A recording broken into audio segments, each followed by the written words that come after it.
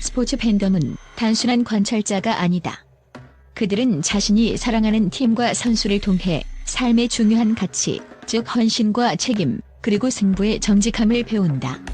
지난 몇 년간 최강야구라는 프로그램은 은퇴한 야구 레전드들이 다시 한번 승부의 세계에 도전하는 모습을 통해 시청자들의 마음속 깊은 곳에 자리 잡았다. 아마추어와 프로의 경계의 선치열한 승부라는 초기 콘셉트는 팬들에게 단순한 예능을 넘어선 진짜 야구의 부활을 약속했다. 그러나 지금 그 약속의 토대 자체가 흔들리고 있다. 야구계 전설 이종범 감독이 시즌 도중 팀을 옮기며 던진 충격파, 그리고 이어진 프로그램의 연출 논란은 팬들의 기대를 배신감으로 바꿔놓았다. 이 위기는 단순한 콘텐츠의 문제를 넘어 한 브랜드와 팬덤 간의 신뢰가 어떻게 무너지는지를 보여주는 생생한 교훈이 되고 있다. 과연 최강야구는 팬들의 마지막 경고를 듣고 환골탈퇴할 수 있을까? 아니면 이대로 야구 예능의 퇴장을 준비해야 할까? 팬심 붕괴의 서막은 이종범 감독의 KT 위즈 코치직 사퇴와 최강야구 복귀라는 예상치 못한 사건에서 시작되었다. 이 결정은 프로그램의 근간을 이루는 진정성이라는 가치에 치명적인 균열을 냈다. 수많은 팬들은 이종범 감독의 KT 위즈 코치 임명 당시 그가 프로의 세계에서 지도자로 재기하는 모습을 보며 야구계의 미래에 대한 희망을 품었다. 그의 존재는 최강야구가 단순한 예능이 아니라 선수들의 은퇴 이후에도 계속되는 야구 인생의 한 페이지를 진정성 있게 담아내는 다큐멘터리임을 증명하는 핵심 요소였다. 하지만 시즌 도중이라는 매우 민감한 시기에 프로 무대를 떠나 다시 예능으로 복귀한 그의 행보는 책임감과 헌신이라는 스포츠 정신의 근본 가치를 흔들었다. 팬덤은 이 행위를 개인의 선택으로 이해하기보다 최강야구라는 프로그램의 본질이 결국 승부와 책임보다는 개인의 서사와 방송적 효과를 우선시한다는 신호로 받아들였다. 이로 인해 프로그램이 초기에 구축했던 진짜 야구에 대한 신뢰는 순식간에 무너졌고, 이는 팬들이 더 이상 경기의 결과나 감동적인 스토리에 몰입할 수 없는 근본적인 원인이 되었다. 시청률과 화제성이라는 가시적 지표는 여전히 건재해 보일지 모르나 그 이면에서는 프로그램의 핵심 지지층인 진짜 야구 팬들의 이탈이 조용히 시작되고 있었다.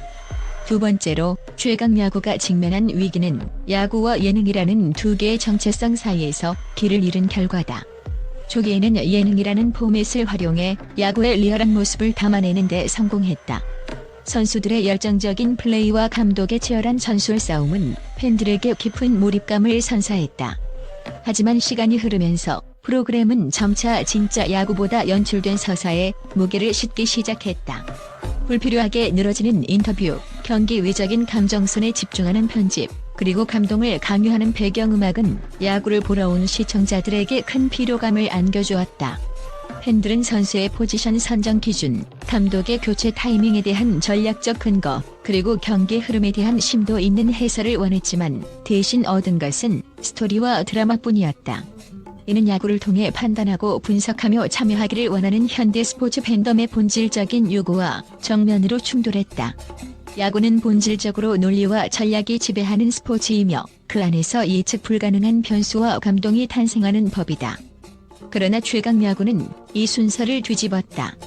감동을 먼저 만들고 그 위에 경기라는 포장을 씌우려 했다.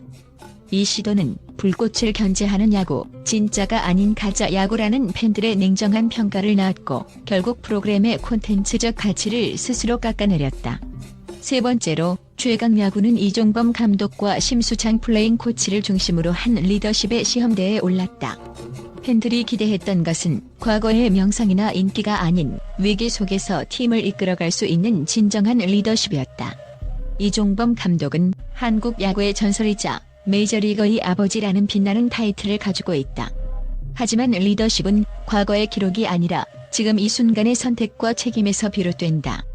시즌 도중 팀을 떠난 그의 결정은 단순한 개인의 선택을 넘어 리더로서의 책임감에 대한 의문을 남겼다. 팬들은 그가 단순히 카메라 앞에서 명성을 과시하는 것을 넘어 벤치 안에서 치열하게 고민하고 선수들과 소통하며 패배의 책임을 기꺼이 감당하는 모습을 보고 싶어 한다. 마찬가지로 방출 선수라는 뼈아픈 과거를 딛고 돌아온 심수창 플레잉 코치에게 팬들이 기대한 것은 단순한 부활이 아니었다.